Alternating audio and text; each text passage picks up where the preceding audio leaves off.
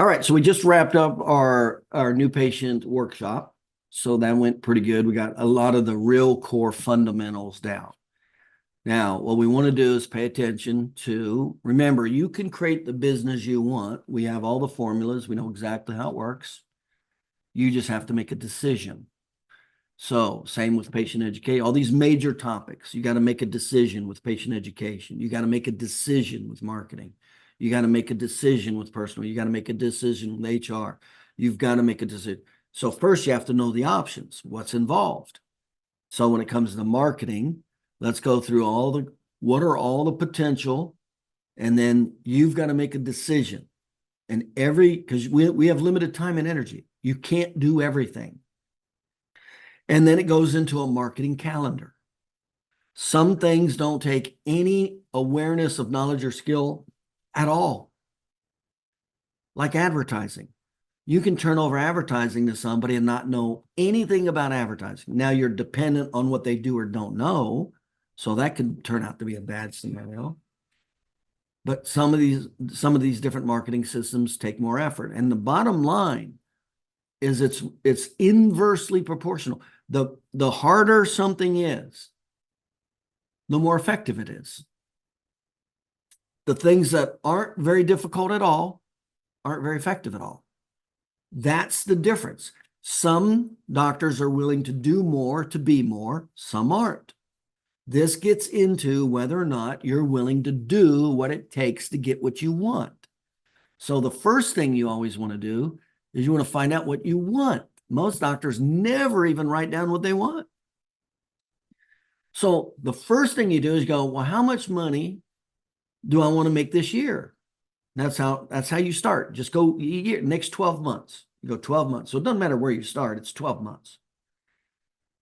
And then multiply that times 2 for overhead. And remember, there's got to be a reason. Number one, there's got to be a solid, good reason. It can't just be, I want to make $1 million. I want to make $5 million. And it can't be too big from where you're at, because that paradigm shift will create a huge negative response. And negative responses get people to quit in life.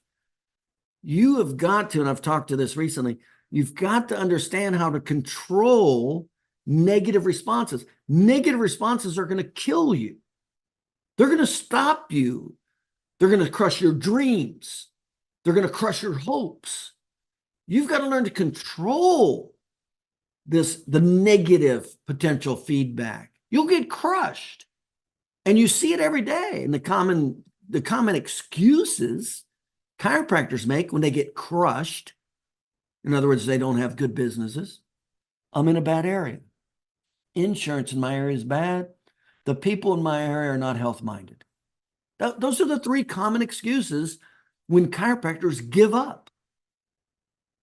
In other words, they never learn the knowledge or skill to change market forces. There you go. And market forces are never going to give you success only 2 times on the S-curve. You're the only provider in that whole area. So you can be stupid and get a lot of business if you're the only provider for that product or service in a mass area. That's almost not reality in chiropractic. And the other time is when there's more people wanting the product or service than suppliers. That's when it gets past the 10%. That's not chiropractic either. So there you go. You're stuck with market forces. We got 8% utilization. That's the way it is. So you're either going to learn marketing to get more patients or you're not. And you're going to have a much more difficult life. Same with patient retention. You're either going to learn it or you're not. And 8% utilization combined with low patient retention is why most chiropractors don't do well. And 50% of chiropractors are not even practicing after 5 years. They're not even practicing. I go back to my classmates right now. I go, how many of them are practicing? I can't even think of, I was in a small class. I can't even think of 30% of the chiropractors I practice with that are practicing. Not because they retired, not because they did well, not like me, opening 77 offices in 20 states. It's because they didn't succeed, they didn't do well, and they eventually just quit. They couldn't overcome it. So they went to something else they thought was easier. There you go. That's what you're dealing with. These are the conscious decisions. Now, it's nice when you know exactly what you're dealing with, because we pointed out, we go, okay, here's how it all works. So when it comes to new patients, you go, okay, well, what money do I want to make? But there's got to be a solid reason why you want to do it. Remember, the worst reason why to do something is for money. That's the worst reason, unless you're in survival. Then you need to do it for the money because it gets you out of survival or security. Personal gain, that's a bad reason to do it. That's not a real motivating factor. You'll quit. There's a lot of things you'll quit at if you're doing it for the money. Most people totally quit doing things in life. They'd like to make $1 million a year. They don't do anything to get to that where they can make $1 million. They quit, see, because they don't have what it takes that to push them to get there, or it's even too big of a paradigm shift, and there's way too much negative feedback before there's positive feedback, and you quit. So you've got to be aware of this when you're a CEO. You cannot just let market forces beat the hell out of you. You've got to control this the negative feedback loop. It'll kill you. It'll crush your dreams. So let's go when you talk about new patients, you go, okay, if you figure the amount you want, let's say you want to make $250,000. Let's just say $100,000 a year, okay?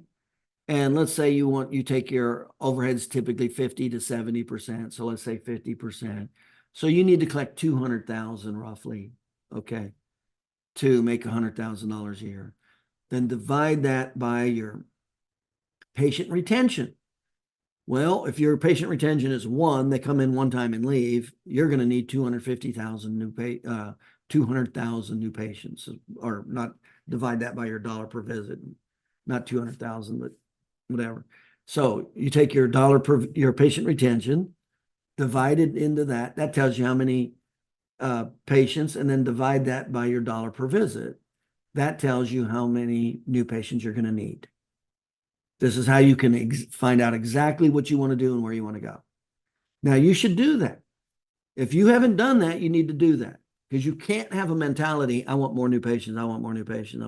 You can't do that. I had a client join. He was averaging 52 new patients a month. 52. And he thought he needed more new patients. He was losing them left and right. He didn't even know he was losing them. He didn't even have the knowledge or skill to understand he was losing them, and new patients was not the problem.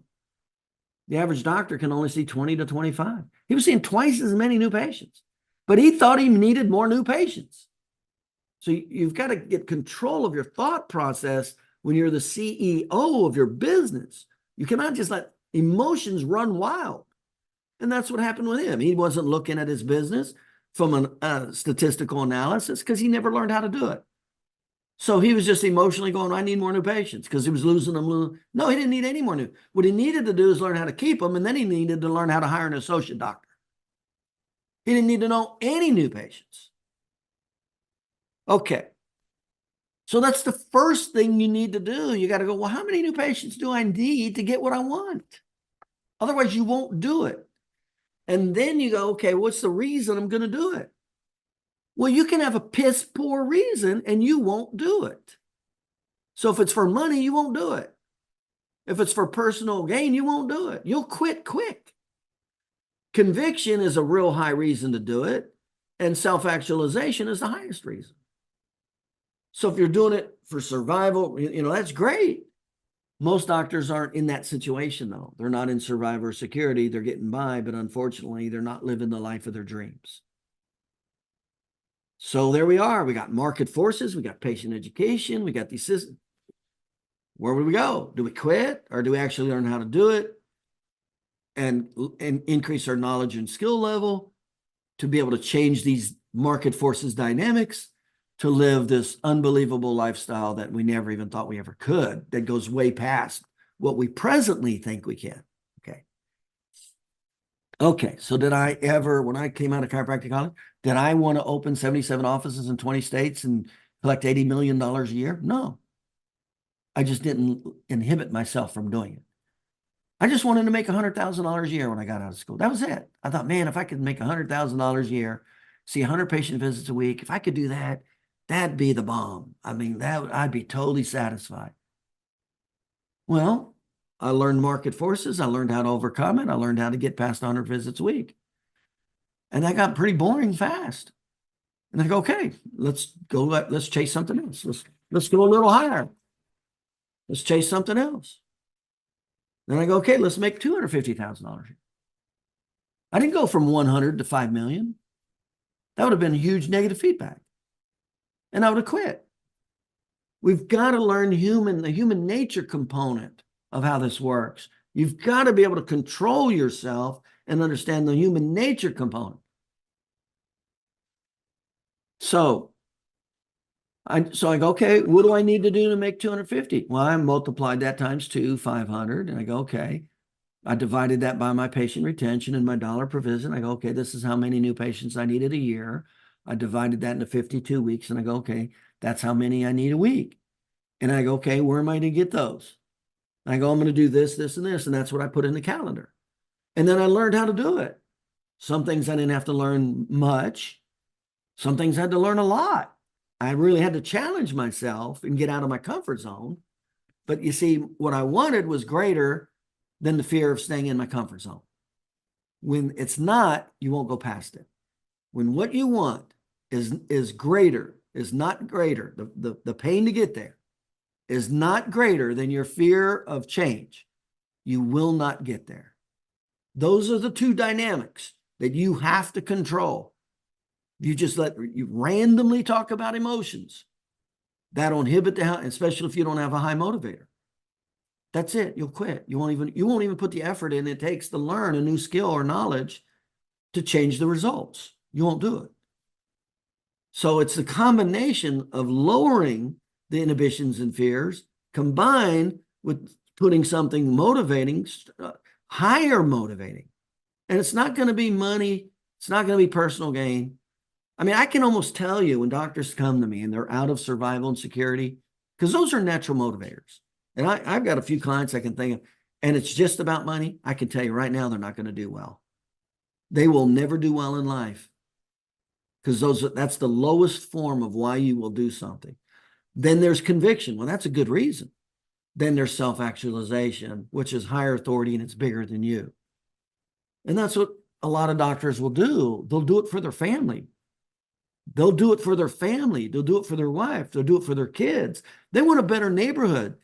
They don't want to be in where there's crime and there's drugs. They don't want their kids with other kids that are in drug-infested neighborhoods and schools. And they don't want their kids being in schools that are crap, that, are in school with other crap kids that are doing drugs. And so that's a major reason why they'll do it. They'll go, that's a bigger cause. It can't just be about the money. So it's a combination of both. And then you go, okay, it's right here. We know how to keep patients, period. It does take knowledge or skill. Yes, it does. It does not happen by an accident. We know marketing. It does take knowledge or skill to do the things that work the best. That means you got to get out of your comfort zone. You have to learn something different. You got to be willing to challenge your fears and inhibitions. You got to be willing to take a little baby step at a time instead of totally not do anything because you're afraid you don't know it well enough. And I just got out of this conversation with a couple of doctors that just inhibit the hell out of themselves, don't even do anything because they inhibit the hell out of themselves because they don't know it. And it's a catch-22. It's like a cat chasing his ass. You'll never increase your knowledge or skill level by not starting. But you won't start because you don't know it. At what point does the insanity stop? Well, you got to have a reason. You got to know what you want first. You can't just go, I need more new patients. Hell, I got doctors that don't even know the average number of new patients they have. I got news for you. You're not going to do well. You don't even know how many new patients you're having. You first have to know where you're at to know where you're going. This is like 101. You can't just throw stuff in there and go, I want this, I want this. No, you got to know where you're at first. Then you got to have the blueprint and follow the blueprint and go get it. Here it is. So we know patient education. That takes knowledge and skill to do. It takes effort. Okay, we got doctors that do that. And they increase their business $100,000 in 90 days. Happens routinely. Then we go to marketing. Same thing. You want to do the things that work the best? That's called educational sales. That takes knowledge and skill. And you're not going to learn it in a weekend.